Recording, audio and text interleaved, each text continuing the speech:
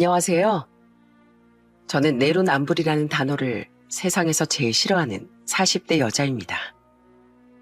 제가 그 단어를 왜 싫어하냐면 얼마 전에 남편과 시댁 식구들한테 내로남불을 제대로 당했거든요. 너무 뻔뻔해서 상정하고 싶지도 않은 그 집 식구들에 대해 얘기해보려고 합니다. 끝까지 잘 들어주셨으면 좋겠습니다. 저는 어릴 때 오빠 우애가 정말 깊었습니다. 저희 아빠는 포크레인 기사로 일을 하시고 엄만 장사를 하시느라 두 분 다 바쁘셨는데 저보다 5살 많은 오빠가 저를 정말 많이 돌봐줬거든요.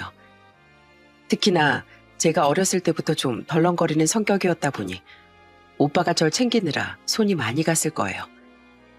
툭 하면 음식을 먹다가 옷에 묻히기도 하고 또 물건을 잃어버릴 때도 많았거든요. 오빠하고 있었던 일들은 수도 없이 많지만 그 중에 생각나는 게 몇 가지 있습니다. 한 번은 제가 9살일 때였어요. 보통은 학교 끝나고 집에 온 오빠가 제 저녁밥까지 챙겨주곤 했었는데 그날따라 오빠도 평소보다 늦게 오고 저도 일찍 배가 고픈 거예요. 그냥 얌전히 오빠가 오길 기다렸어야 하는데 어린 마음에 저도 라면이라는 걸 한번 끓여보고 싶다는 생각이 들더라고요. 어찌저찌 엄마나 오빠가 하는 걸 따라해보려고 식탁 의자까지 밟고 올라가 라면을 끓이긴 끓였습니다. 그런데 다 끓인 라면 냄비를 가지고 내려오는 게 문제였죠. 눈앞에선 뜨거운 김이 계속 올라오지 냄비는 생각보다 무겁지. 그러다 보니 저는 냄비를 들고 의자에서 내려오다가 그만 라면을 엎지르고 말았습니다. 엄마, 내 다리. 뜨거운 라면 국물이 제 다리에 엎어지는 바람에 순간 눈앞에 별이 번쩍이더군요. 저는 너무 아프고 뜨거워 마구 소리를 지르면서 울었어요. 그런데 그때였습니다. 갑자기 현관문이 벌컥 열리더니 저희 오빠가 절 보고 놀라서 뛰어오는 거예요. 지선아, 괜찮아? 이게 도대체 어떻게 된 거야? 오빠, 나 너무 뜨거워. 너무 아파. 너 설마 너 혼자 라면 끓인 거야? 아휴, 위험하게 아무도 없을 때 이런 거라면 어떡해. 빨리 오빠한테 업혀. 더 아프기 전에 빨리 병원 가야 된단 말이야. 얼른. 그렇게 오빠는 저를 업고서 허겁지겁 병원으로 달려갔어요. 가는 와중에도 오빠는 계속 저를 걱정하더군요. 지선아, 괜찮아? 병원 거의 다 와가니까 조금만 참아. 너무 아파서 못 참겠으면 그냥 오빠 등을 꼬집어. 알았지? 결국 병원에 도착했는데 라면 국물에 화상을 입은 상태라 한동안 치료를 받아야 한다고 하더군요. 나중에 소식을 듣고 달려오신 저희 엄마가 오빠를 엄청 혼내시더라고요. 형진이 너 동생 잘 보고 있어야지. 이렇게 다치게 하면 어떡해? 도대체 지선이가 왜 혼자서 라면을 끓인 거냐고. 너 학교 끝나고 바로 집으로 안 가고 뭐 했어? 동생은 내버려 두고 어디서 뭘 하고 있었던 거야? 엄마 죄송해요. 학교 끝나고 읽고 싶은 책이 있어서 도서관에 갔다가 가느라고 좀 늦었어요. 지선이가 배고파서 혼자 라면을 끓이는 줄도 모르고 이게 다 저 때문이에요. 전 엄마한테 혼나서 울먹이는 오빠를 보고 너무 미안하더라고요. 그래서 엄마한테 이렇게 얘기했습니다. 엄마, 오빠한테 왜 그래요? 오빠가 잘못한 거 하나도 없는데 난 세상에서 우리 오빠가 제일 좋단 말이에요. 아휴, 누가 그걸 모르니? 엄마도 속상하니까 그렇지. 그러니까 다음부턴 절대 그런 위험한 짓 하지 마. 네가 다치는 바람에 너희 오빠도 지금 울고 있잖아. 얼른 가서 오빠 안아줘. 얼른. 저는 오빠한테 다가가 사과라며 꼭 안아줬답니다. 사실 저희 엄마도 오빠한테 정말 화가 나서 화를 내신 게 아닐 거예요. 그냥 어린 딸이 갑자기 그렇게 다치니까 너무 속상해서 그러셨겠죠. 그런데 오빠가 절 구해준 건 이번 한 번뿐만이 아니었습니다. 제가 11살 땐 오빠랑 같이 저수지에 수영을 하러 간 적이 있었어요. 한참 오빠랑 놀고 있었는데 저쪽에서 오빠 친구가 아는 척을 하더라고요. 어? 문찬이다. 지선아, 나 친구한테 가서 잠깐 인사만 하고 올게. 여기서 얌전히 있어. 알았지? 하지만 전 청개구리처럼 오빠 말을 무시하고 물에 들어가 수영을 하고 놀았습니다. 그런데 잠시 후 순간 발밑에 아무것도 느껴지지 않으면서 겁이 확 나는 거예요. 얕은 물에서만 놀려고 했는데 저도 모르게 깊은 곳까지 와버렸나 봐요. 사람이 겁을 먹으니까 몸에 힘이 들어가면서 자꾸 물속으로 가라앉으려고 하더군요.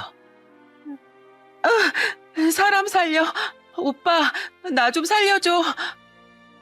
머리가 몇 번이나 물속에 잠겼다 다시 나오고 저는 정말로 죽는 줄 알았습니다. 그런데 그때였어요. 저 멀리서 오빠가 제 이름을 부르면서 달려오는 게 보이더군요. 지선아, 조금만 기다려. 오빠가 갈게. 잠시 후 물에 뛰어든 오빤 죽을 힘을 다해서 제 쪽으로 헤엄쳐 오더군요. 제가 잠깐 정신을 잃었다가 눈을 떴을 땐 오빠가 저를 껴안고 펑펑 울고 있었어요. 지선아, 오빠가 정말 미안해. 내가 한눈 팔지 말고 널 더 잘 챙겼어야 했는데 이게 다 나 때문이야. 겨우 정신을 차린 전 오빠 덕분에 살았구나 하는 생각에 눈물이 왈칵 쏟아져 나오더군요. 오빠가 뭐가 미안해. 내가 오빠한테 더 미안하지. 나야말로 얌전히 있으란 오빠 말 안 들어서 미안해. 그냥 나 혼자 얕은 물에서 놀려고 했는데 나도 모르게 깊은 데까지 가게 될 줄은 몰랐어. 맨날 오빠 속만 썩이고 내가 정말 미안해. 저희 남매는 정말 서로가 없으면 못 살 정도로 애틋하고 우애가 깊은 남매였습니다. 사춘기가 지나고 성인이 되어서도 계속 친하게 지냈어요. 그렇게 시간이 흘러 저희 오빠가 30대 초반에 결혼을 하고 개인 사업도 시작하게 되었습니다. 새언니도 오빠처럼 정말 좋은 사람이었어요. 한 번은 새언니가 쿠키를 구워와선 저한테 이렇게 얘기하는 겁니다. 아가씨, 제가 집에서 초코쿠키 좀 구워왔어요. 우리 그이가 그러는데 아가씨가 초코쿠키를 그렇게 좋아한다면서요? 어릴 때 어머님한테 혼나고 울어도 초코쿠키 하나만 지어주면 뚝 그쳤다고 하던데. 그건 어릴 때 일이죠. 오빠가 새언니한테 그런 얘기까지 해요? 하여튼 우리 오빠 내가 아직도 어린애인 줄 안다니까. 그런데 새언니, 이거 비밀인데 저 아직도 초코쿠키 좋아해요. 초코쿠키라면 완전히 환정을 하거든요. 새언니가 만든 거니까 아마 파는 것보다 10배 맛있겠죠? 잘 먹을게요, 새언니. 저희 오빤 성격 좋은 새언니랑 조카도 둘이나 낳고 정말 알콩달콩 살더군요. 오빠의 사업도 처음엔 잠깐 힘들었는데 점점 잘 되기 시작했어요. 워낙에 오빠가 근성이 있고 성실한 스타일이라 저희 부모님이 뒤에서 많이 지원을 해주셨답니다. 그렇게 또 시간이 흘러 저도 30대 중반에 결혼을 하게 되었어요. 남편과 저는 둘 다 평범한 직장인이었는데 남양주 다산 쪽에 대출을 좀 끼고 신혼집을 구하게 되었습니다. 남편이 워낙 자상하고 성실한 스타일이라 시댁 식구들도 비슷한 성격일 줄 알았어요. 그런데 전혀 아니었더군요. 특히 저희보다 몇 년 일찍 결혼한 시숙은 정말 친해지고 싶지 않은 유형의 사람이었어요. 결혼하고 처음 시댁에 모였는데 시숙이 소파에 드러누워서 손으로 발가락을 막 후비고 있는 거예요. 그러더니 그 손으로 아무렇지도 않게 과자를 집어먹더라고요. 그거야 자기가 먹는 거니까 제가 상관할 바는 아니었지만 잠시 후 저는 깜짝 놀라고 말았습니다. 세상에 시숙이 그 손으로 과자를 꺼내서 저한테 주는 게 아니겠어요? 재수씨, 과자 좀 드실래요? 내가 원래 먹던 간식 아무한테나 안 나눠주는데 재수씨니까 한번 나눠줄게요. 세상에 방금 전까지 자기 발가락을 후비던 그 손으로 과자를 집어서 준다는 게 말이나 되나요? 너무 더러워서 저도 모르게 인상이 찡그러지더군요. 저는 최대한 아무렇지 않은 척하며 시숙한테 이렇게 얘기했습니다. 아니에요. 제가 원래 과자를 별로 안 좋아하거든요. 아주버님 혼자 많이 드세요. 그런데 시숙은 워낙에 매너가 없고 지저분한 성격인 건지 밥 먹을 때도 트림을 꺽하고 코푼 휴지도 아무데나 버리더군요. 전 형님이 저런 사람이랑 어떻게 같이 사는지 정말 신기했어요. 그런데 이상했던 건 제가 결혼하고 나서 형님의 얼굴을 한 번도 못 봤다는 겁니다. 그런데 얼마 후 왜 형님을 볼 수 없었는지 이유를 알게 되었어요. 알고 보니까 제가 남편이랑 결혼했을 때 이미 시숙이 형님하고 사이가 많이 틀어진 상황이었다고 하더군요. 결국 제가 결혼한 지 6개월도 안 돼서 시숙이 이혼을 하게 되었습니다. 왜 이혼한 거냐고 물어보니까 남편이 저한테 이렇게 얘기해 주더라고요. 아니, 우리 형이 워낙에 성격이 남자답거든.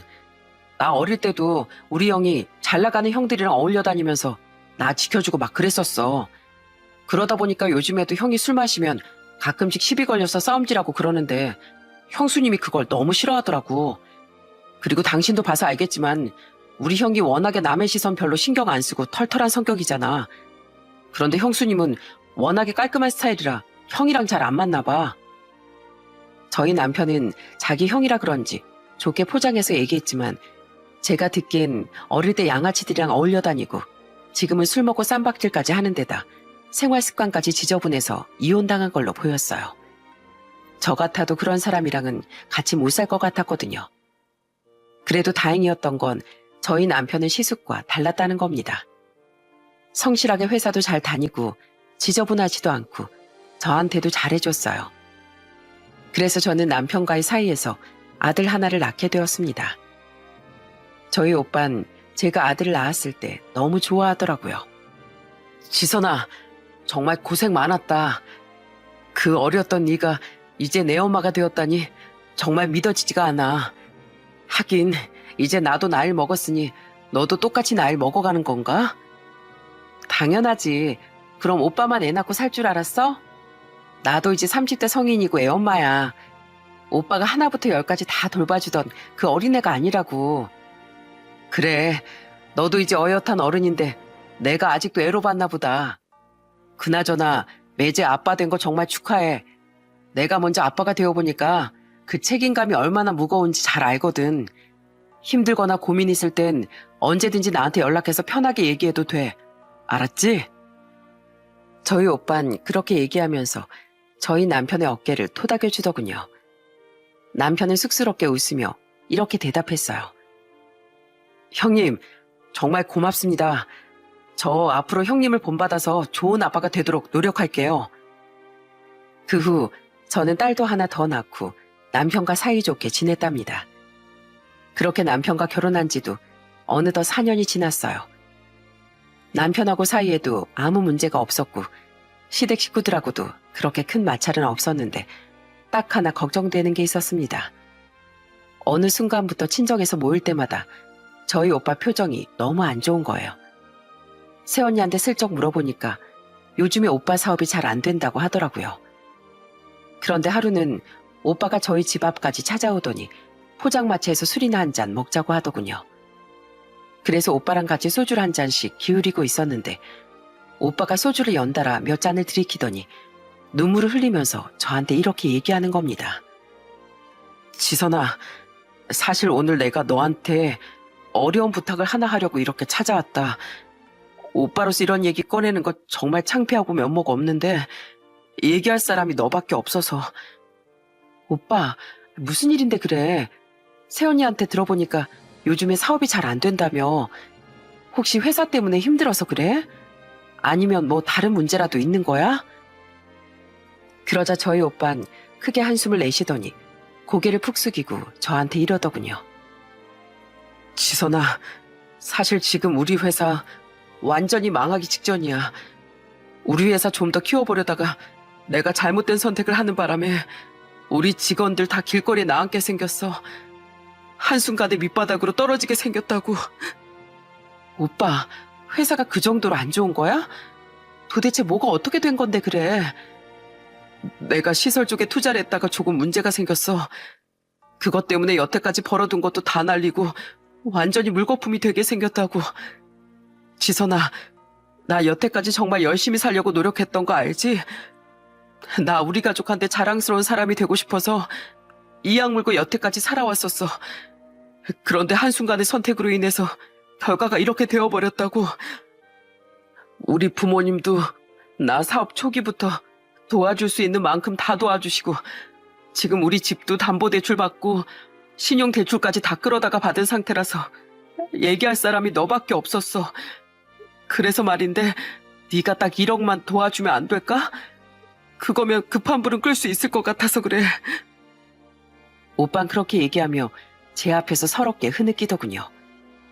어릴 때부터 저를 애지중지 돌봐주고 제가 위험할 때마다 몇 번이나 구해줬던 오빠가 이렇게 약해진 모습을 보니까 너무 가슴이 아팠어요. 그래서 저는 오빠한테 일단 남편이랑 상의해보고 알려주겠다고 했습니다. 그래서 그날 집에 돌아가 남편한테 오빠의 사정을 얘기했어요. 정말 급하다고 하니까 아파트 담보대출이라도 받아서 빌려주자고 했죠. 그런데 남편이 노발대발하면서 반대를 하더군요. 당신 미쳤어? 아니 무슨 한두 푼도 아니고 1억이라는 큰돈이 형님한테 빌려준다는 거야? 우리가 지금 이 아파트 대출 갚으려고 얼마나 고생하고 있는데 이 아파트를 담보로 대출을 받아서 빌려주자는 게 말이나 되는 소리라고 생각해? 어차피 우리 아파트 대출 받은 것도 거의 다 갚아가잖아. 우리 오빠가 정말 급해서 그런다는데 이번 한 번만 도와주면 안 돼? 당신도 알겠지만 우리 오빠 약속한 건 꼭 지키는 사람이야. 우리가 빌려주면 어떻게든 다시 갚을 사람이라고. 그래도 안 돼. 원래 가족끼린 돈 거래하는 거 아니야. 그리고 솔직히 형님 사업은 형님이 알아서 해야지. 왜 우리한테 손을 벌려? 사업할 능력이 안 되면 그냥 손 떼야 되는 거 아니야? 사업할 능력이 없는 형님 자신 탓해야지. 왜 우리한테 기대는 거냐고? 당신은 무슨 말을 그렇게 해? 원래 사업이라는 건 잘 될 때도 있고 안 될 때도 있는 거잖아. 그동안 우리 오빠가 당신한테 얼마나 잘해줬는데. 당신 승진 안 돼서 힘들어할 땐 우리 오빠가 기살려준다고 비싼 정장도 한 벌 사주고 당신 생일 때마다 비싼 곳에 데려가서 밥도 다 사줬잖아. 게다가 애 아빠 몸이 튼튼해야 된다면서 당신 먹는 영양제도 우리 오빠가 꼬박꼬박 챙겨주는 거 몰라? 우리 오빠 사업 잘 될 땐 다 받아먹더니 이제 안 되니까 매정하게 외면하는 거야? 그건 그거고 이건 이거지. 1억이 누구 집 똥개 이름도 아니고 그렇게 큰 돈을 어떻게 빌려주냐고. 형님한테 미안한 일이지만 거절할 땐 강하게 거절해야 되는 거야. 그리고 만약에 빌려줬다가 형님 사업이 망하면 그 1억 원은 어떻게 할 거야? 그럼 그 돈 완전히 날리는 거잖아. 내가 책임질게. 내가 책임지고 메꿔놓으면 되잖아. 나한테 하나밖에 없는 소중한 오빠인데 이렇게 힘들 때 딱 한 번 도와주는 게 그렇게 어려워? 어차피 나도 이 아파트에 지분이 있으니까 그 정도 빌려줘도 되는 거잖아. 안 된다니까. 절대 안 되니까 쓸데없는 소리 그만해. 이 아파트는 공동재산이니까 내 동의 없인 절대 안 된다고. 저는 솔직히 그동안 남편이 저희 오빠랑 잘 지냈기 때문에 어느 정도 이해를 해줄 줄 알았습니다. 그런데 이해는커녕 절대 안 된다고 못을 박더군요. 그런데 더 어이없는 건 이 얘기를 전해들은 시모까지 저한테 전화를 해서 잔소리를 했다는 겁니다. 에이미 너 우리 아들한테 얘기 들어보니까 너희 오빠한테 1억 원을 빌려주자고 했다며? 너 그거 절대 안 된다. 원래 가족 간에 돈 거래하는 거 아니야. 그리고 말이 가족이지. 둘 다 결혼해서 가정을 꾸렸는데 사실 남남이나 마찬가지지. 너 혹시라도 아파트 담보대출로 네 오빠 돈 빌려줬다간 내가 가만히 안 둘 줄 알아라. 제가 제 오빠한테 돈을 빌려주겠다는데 왜 시모가 나서서 가만 안 둔다고 하는 건지 이해가 안 되더군요. 결국 저는 남편 몰래 신용대출에 카드 대출까지 제가 받을 수 있는 최대한으로 받아서 8천만 원을 오빠에게 빌려주게 되었어요. 다행히 제가 신용이 좋은 편이라 그 정도까진 나오더라고요. 오빠는 그 돈을 받고 펑펑 울면서 저한테 이렇게 얘기하더군요. 지선아, 정말 고맙다.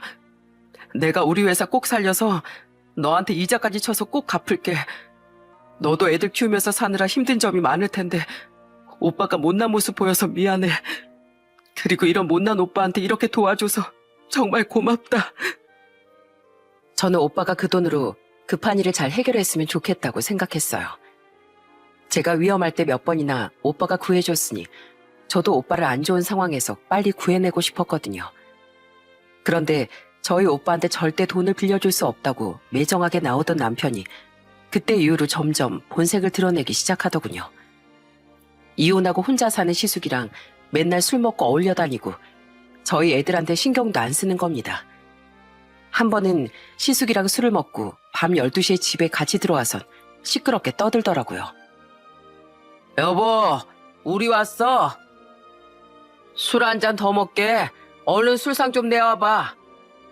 술상은 무슨 술상이야? 지금이 몇인 줄이나 알아?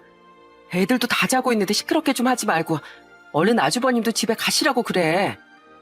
집에 가긴 어딜 가. 나랑 형이랑 의리로 살고 의리로 죽는 형제인데 우리 집이 형 집이나 마찬가지지. 그래요, 재수씨.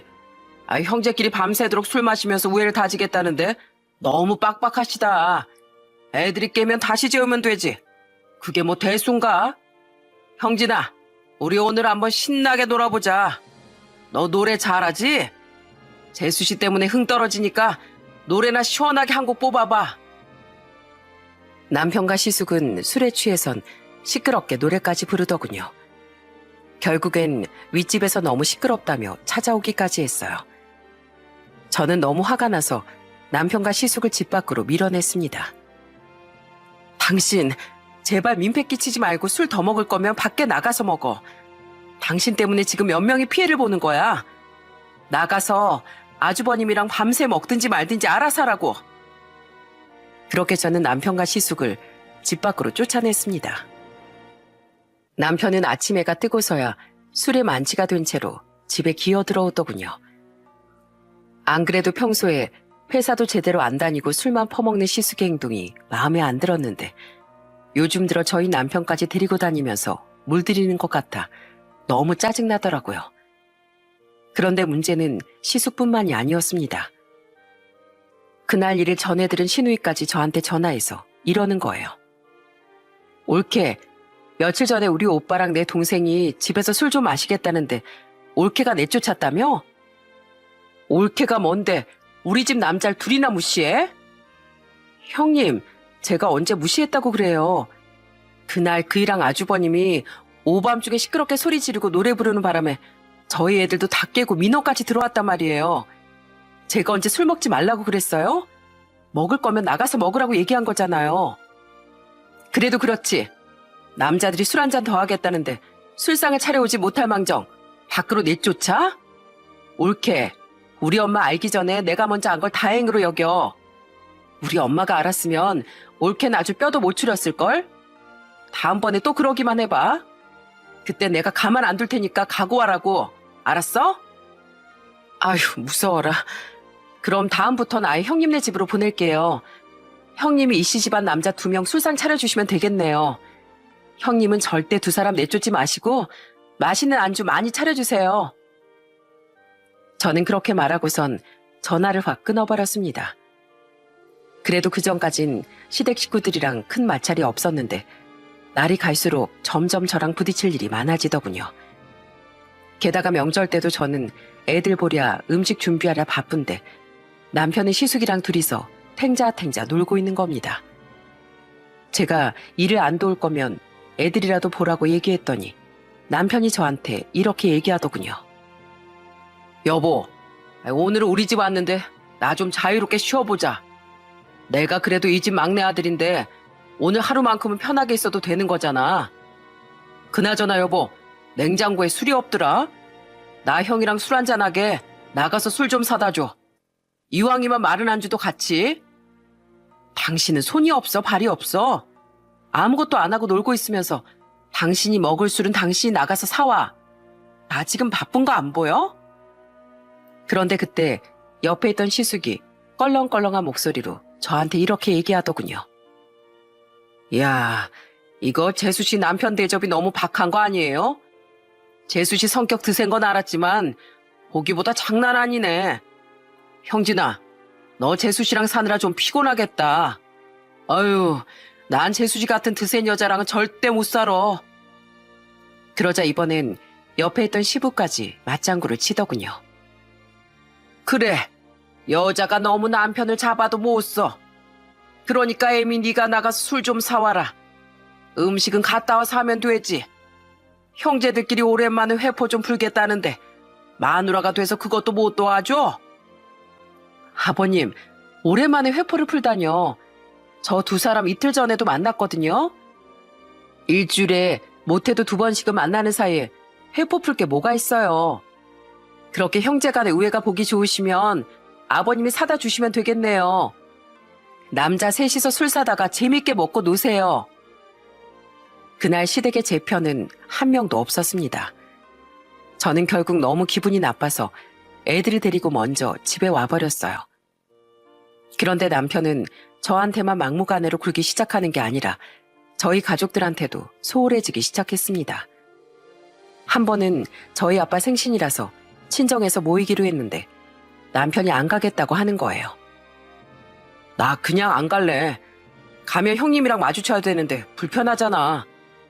형님이 지난번에 우리한테 돈 빌려달라고 한 것 때문에 기분 나쁘고 신경 쓰인단 말이야. 그러니까 그냥 당신 혼자 애들 데리고 갔다 와. 뭐라고? 당신 지금 그걸 말이라고 해? 그냥 가기 싫어서 핑계 대는 거 아니고? 그게 아니라 진짜 불편해서 그래.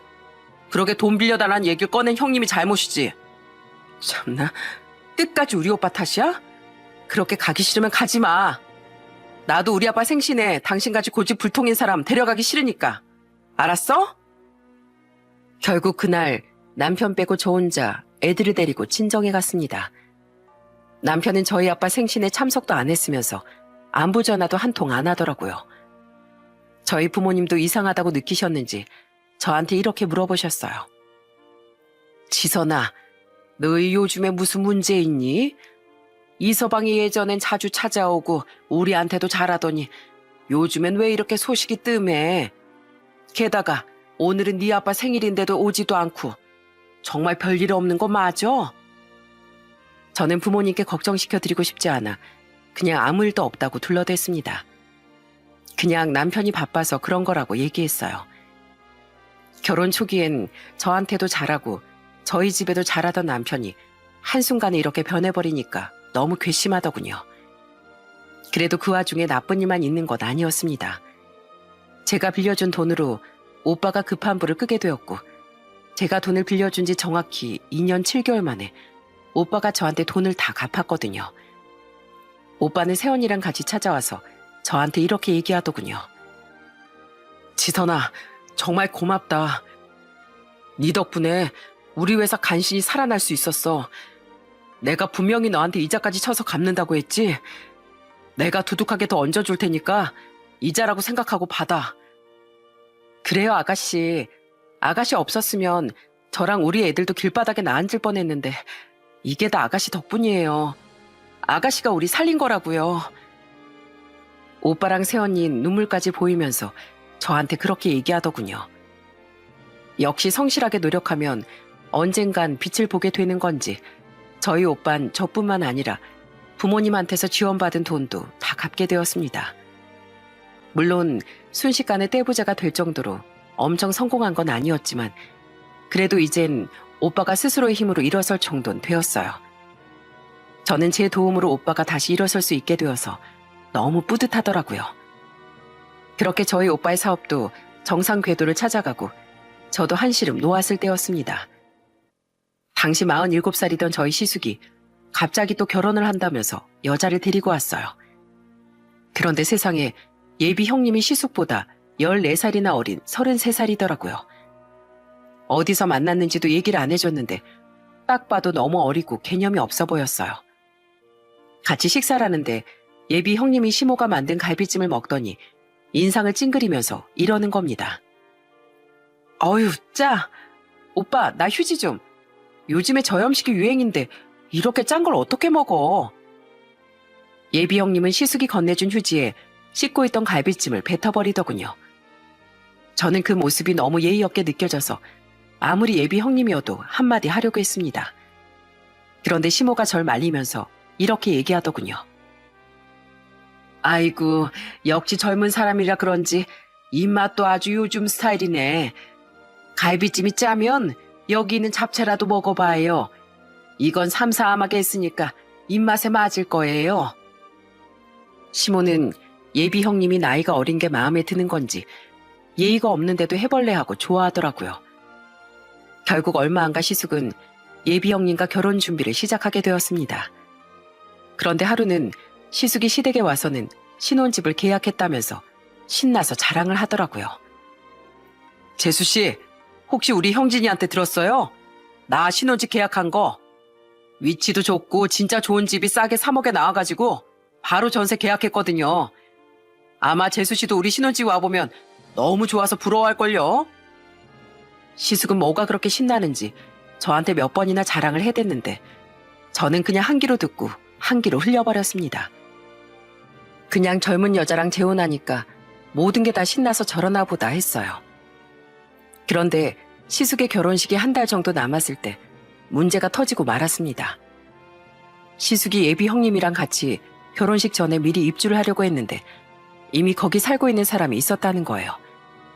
알고 보니 집주인이 부동산 중개업자랑 짜고 이중 계약을 했던 거였더군요. 요즘 많이 벌어지는 전세 사기 중 하나였던 거죠. 시댁은 완전히 난리가 났고 시숙도 저희 집에 찾아와서 저랑 남편한테 울고불고 애원하기 시작했어요. 형진아, 나 좀 도와줘라. 나 이제 한 달 뒤면 결혼식인데 이대로 전세금도 날리고 어디에다 신혼집을 차리냔 말이야. 그래도 너인 집도 있고 모아둔 돈도 꽤 있을 거 아니야. 우리 둘이 의리라면 어디 가서 빠지지 않은 형제인데 네가 나 좀 도와주면 안 돼?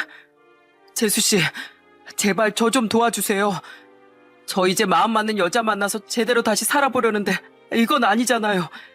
비슷한 집을 얼른 다시 알아보게 딱 3억만 도와줘요. 제발요. 사실 저희 아파트가 처음에 살 땐 4억 정도였는데 지금은 시세가 많이 올라서 7, 8억 정도 했거든요. 그래서 돈이 많다고 생각했는지 저희한테 자그마치 3억 원을 빌려달라고 하더군요. 그런데 저는 시숙을 도와주고 싶은 생각이 추호도 없었습니다. 평소 행동도 마음에 들지 않았고 저희 남편과 어울려 다니며 저희 남편이 가정에 더 소홀하게 만든 장본인이었으니까요. 그런데 제가 돈을 못 빌려준다고 하자 이번엔 시모가 나서더군요. 그런데 웃긴 게 시모는 부탁하는 것도 아니고 완전히 저한테 명령하는 식이었어요. 예, 너 가족끼리 그러는 거 아니다. 어차피 너네 집 시세가 3억 넘게 올랐잖아. 그럼 어차피 3억 원은 공짜로 번 돈이나 마찬가지인데 그거 좀 빌려주면 어때서 그래? 너 그렇게 욕심 많으면 못 써. 가족끼리는 어려울 때 서로서로 도울 줄도 알아야지. 세상에, 몇 년 전에 저희 오빠한테 돈 빌려준다고 했을 땐 저한테 전화해서 절대 빌려주지 말라고 난리를 치던 사람이 근데 자기 아들 일이 되니까 뻔뻔하게 빌려달라고 하는 걸 보고 너무 어이가 없더군요. 그래서 저는 시모한테 단도직입적으로 이렇게 얘기했습니다. 어머님이 몇 년 전에 저한테 그러셨잖아요. 가족끼린 돈 거래하는 거 아니라면서요. 어차피 각자 가정 이루고 살면 남남이라고 하지 않으셨어요? 그래서 그때 저희 오빠한테도 이 집 담보로 대출 안 받아줬잖아요. 그런데 왜 이제 와서 아주버님이 그런 일 생기니까 저한테 돈을 빌려달라고 하세요? 저 그 돈 못 빌려줘요. 왜 못 빌려줘? 너 설마 우리 큰아들 못 믿어서 그러니? 어차피 전세 자금이니까 나중에 집 빼면 받을 수 있는 돈이잖아. 설마 시애미도 못 믿는다는 소리 할 건 아니겠지? 그러니까 참말 말고 우리 큰아들한테 3억 원 입금해라. 어머님, 저한테 무슨 돈 맡겨놓으셨어요? 제가 빌려준다고도 안 했는데 무슨 3억을 입금하라는 거예요? 그리고 저요, 몇 년 전에 그이랑 어머님이 저희 오빠한테 돈 빌려주지 말라고 난리치신 것 때문에 괘씸해서라도 더 빌려주기 싫어요. 저희 오빠한테도 빌려주지 말라고 했으니까 아주버님한테도 똑같이 하셔야죠. 참나, 친정이랑 시댁이랑 같아? 옛말에 여잔 결혼하면 출가 외인이라고 했어. 넌 내 아들이랑 결혼한 이상 친정 식구들보단 우리 식구들 우선시해야 되는 거라고. 네 진짜 가족은 친정 식구들이 아니라 바로 우리야. 제발 그 말도 안 되는 소리 좀 하지 마세요. 저한테 진짜 가족은 저희 부모님이랑 오빠뿐이고요. 아주버님은 제가 그이랑 이혼하면 어차피 남남될 사람이에요. 그러니까 저한테 돈 내놓으란 소리 절대 하지 마세요. 그렇게 아들이 안쓰러우시면 어머님이 빌려주시면 되잖아요. 그런데 어이없는 건 이것뿐만이 아니었습니다. 저희 오빠가 도와달라고 할 땐 매정하게 내치던 남편도 이번엔 시모랑 똑같이 태도를 싹 바꿔서 얘기하더라고요. 여보, 우리 형 너무 불쌍하지 않아? 나 진짜 우리 형만 생각하면 눈물 나서 미치겠어. 이제 결혼식도 한 달밖에 안 남겼는데 이게 무슨 날벼락이냐고. 어차피 우리 아파트 담보대출 받으면 3억 정도 빌려줄 수 있잖아. 그러니까 우리가 형 좀 도와주자. 어? 저는 그 말을 듣고 순간 이성의 끈이 끊어지는 느낌을 받았습니다. 안 그래도 그동안 이기적이고 막무가내인 남편과 시댁 식구들 때문에 스트레스를 받아왔었는데 이런 식으로 태도가 싹 변하는 걸 보고 더 이상은 못 참겠다는 생각이 들었어요. 그래서 저는 남편과 이혼을 결심하고 이렇게 얘기했습니다. 당신 내로남불이 뭔 줄이나 알아? 내가 하면 로맨스, 남이 하면 불륜이란 뜻이야. 우리 오빠가 그렇게 힘들어서 도와달라고 할 땐 나 몰라라 하더니 당신 형이 안 좋은 일이 생기니까 너무 손바닥 뒤집듯이 바뀌는 거 아니야? 당신이 지금 하고 있는 행동이 딱 내로남불 그 자체라고. 내로남불이라니. 형이 당장 예비 형수님이랑 살 집이 없어서 곤란에 처했는데 도와줄 수도 있는 거 아니야? 당신은 어떻게 가족끼리 그렇게 매정하게 얘기할 수가 있어? 당신 형만 가족이고 우리 오빠는 가족도 아니야? 당신 몇 년 전에 우리 오빠가 사업 어려워서 돈 빌려달라고 했을 때 뭐라고 그랬어? 가족끼리 돈 거래하는 거 아니라며. 우리가 힘들게 대출 갚은 아파트로 또 대출 받으면 절대 안 된다며. 그런데 이제 와서 당신 형한텐 우리 오빠가 빌려달라고 했던 돈의 3배인 3억 원을 떡하니 내주자고? 그걸 지금 말이라고 해? 아, 진짜 치사하게 왜 이래? 예전 일 가지고 이렇게 구질구질하게 굴 거야? 그럼 우리 형이 결혼하고 신혼집도 없어서 예비 형수님이랑 길바닥에 나 앉았으면 좋겠어? 그럼 우리 오빠도 그때 당시 우리가 돈 안 빌려줬으면 길바닥에 나 앉게 생긴 상황이었어. 오빠뿐만이 아니라 오빠네 회사 직원들까지 전부 다 월급도 못 받고 실업자 될 상황이었다고. 그런데 그땐 우리 오빠가 처한 상황이 아무것도 아닌 것처럼 얘기하더니 당신 형이 살 신혼집이 없어진 게 그렇게 불쌍해? 이런 걸 바로 내로남불이라고 하는 거야, 이 머저리 같은 놈아. 뭐라고? 머저리? 당신 말 다 했어? 그래, 말 다 했다. 나 솔직히 결혼 초기엔 당신 형 성격도 이상하고 지저분해서 형제끼리 어떻게 저렇게 다를 수 있는지 궁금했거든? 그런데 살다 보니까 역시 형제는 형제인가 보더라. 둘이서 하는 행동이 아주 똑같다고. 당신 형이랑 어울려 다니면서 맨날 술만 먹고 늦게 들어오고 우리 애들한테 신경도 안 썼잖아. 우리 애들이랑 동물원 가기로 약속했던 날에도 우리 한별이가 아빠가 사주는 생일 케이크 기대하고 있을 때도 술 먹고 퍼질러져 자느라 애들 안중에도 없었잖아. 그리고 당신 우리 가족한테도 남처럼 대했던 거 기억 안 나? 우리 아빠 생신에도 핑계대고 안 갔던 거 기억 안 나냐고. 아, 그래서 어쩌라고? 그래서 우리 형 못 도와준다 이거야? 당연히 못 도와주지. 당신은 나랑 우리 가족을 남처럼 생각하는데 내가 왜 당신 가족을 도와줘야 되는데? 양심 있으면 나한테 그딴 소리 못하지. 안 그래? 아유, 당신 원래 이렇게 속 좁은 사람이었어? 몇 년 전에 있었던 일 가지고 이렇게 치사하게 할 거냐고. 몇 년 전에 있었던 그 일이 시작이었고 그 이후부터 너랑 너희 가족들이 차곡차곡 다 쌓아간 거야. 너뿐만이 아니라 어머님, 아버님, 아주버님까지 아주 한 세트로 이 상황을 만든 거라고. 알겠어? 내가 그동안에 애들 생각해서 참았는데 이제 더 이상은 못 참아. 그러니까 나랑 이혼해. 나랑 이혼하고 당신 돈으로 3억 원을 도와주든지 말든지 마음대로 하라고. 뭐? 이혼? 진짜 나랑 이혼하겠다 이거야? 그래, 이혼해. 너랑 나랑 7년간의 결혼 생활도 이걸로 끝이야. 그러니까 당장 나랑 이혼하자고. 그렇게 저는 남편에게 이혼 선언을 해버렸습니다. 그리고 당연히 시숙한테 돈을 빌려주는 일도 없었죠. 그 이후에도 계속 남편이랑 시모, 시부까지 저한테 돈을 빌려달라고 했는데 절대 안 된다고 못을 박아버렸습니다. 그렇게 시간이 흘러 시숙은 신혼집을 해결하지 못한 채로 결혼식을 올리게 되었습니다. 저는 어차피 이혼할 거였기 때문에 결혼식 때 참석도 안 했어요. 그런데 결혼식 당일 시모가 저한테 전화해서는 이렇게 얘기하는 거예요. 애미 너 오늘 네 시숙 결혼식인 거 모르냐? 우리 집에 시집 왔으면 당연히 우리 집안 행사엔 참석해야 될 거 아니야. 너 도대체 그거 어디서 배워먹은 버르장머리야?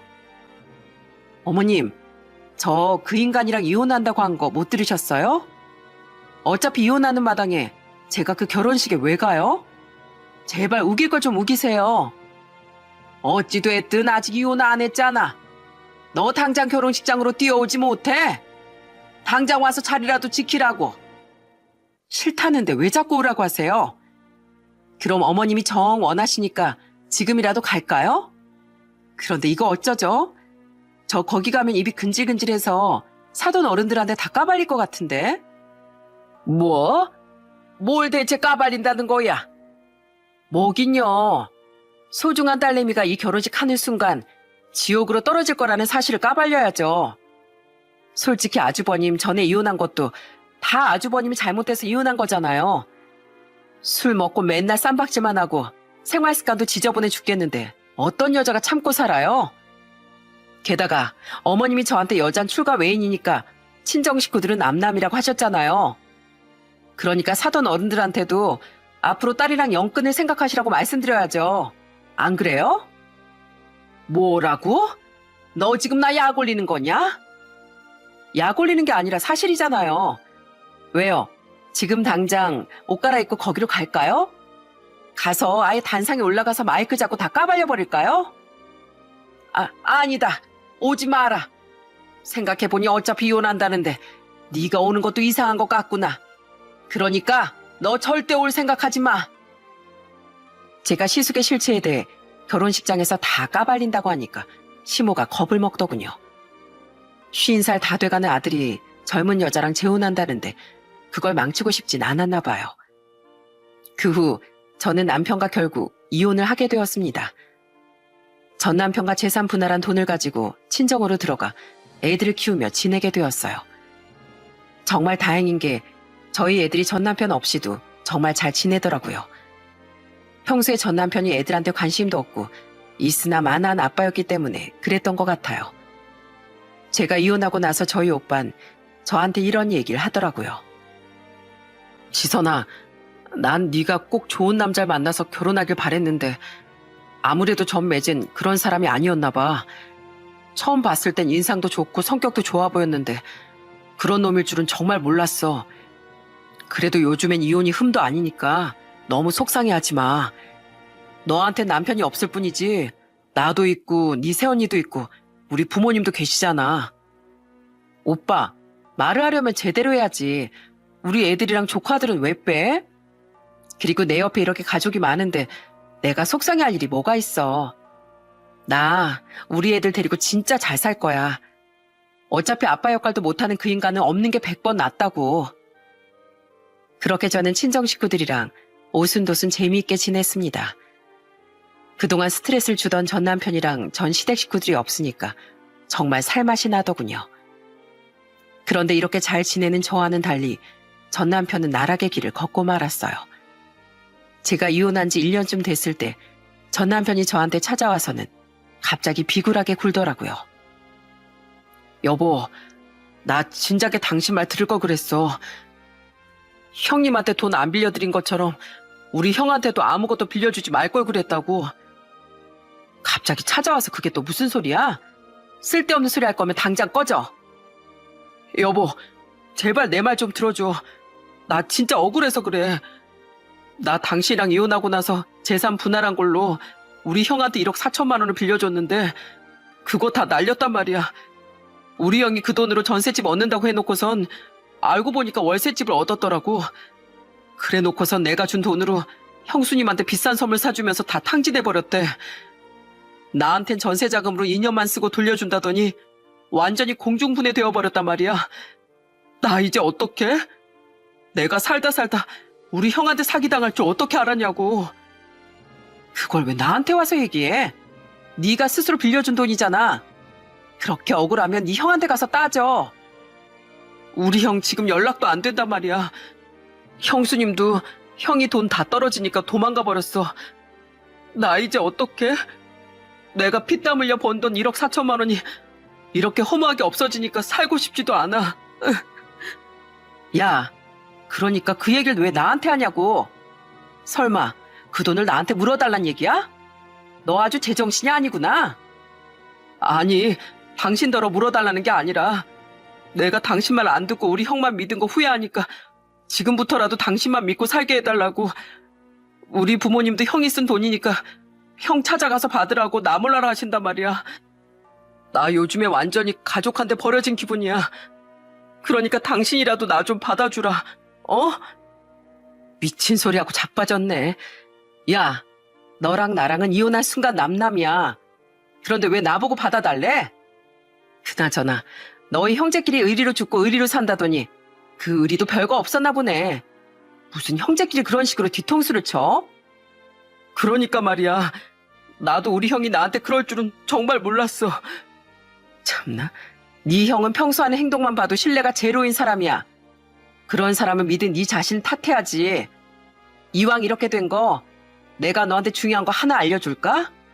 너 지금 눈 한번 딱 감아봐. 눈? 눈은 왜? 얼른 감아보라고. 어때? 눈 감으니까 뭐가 보여?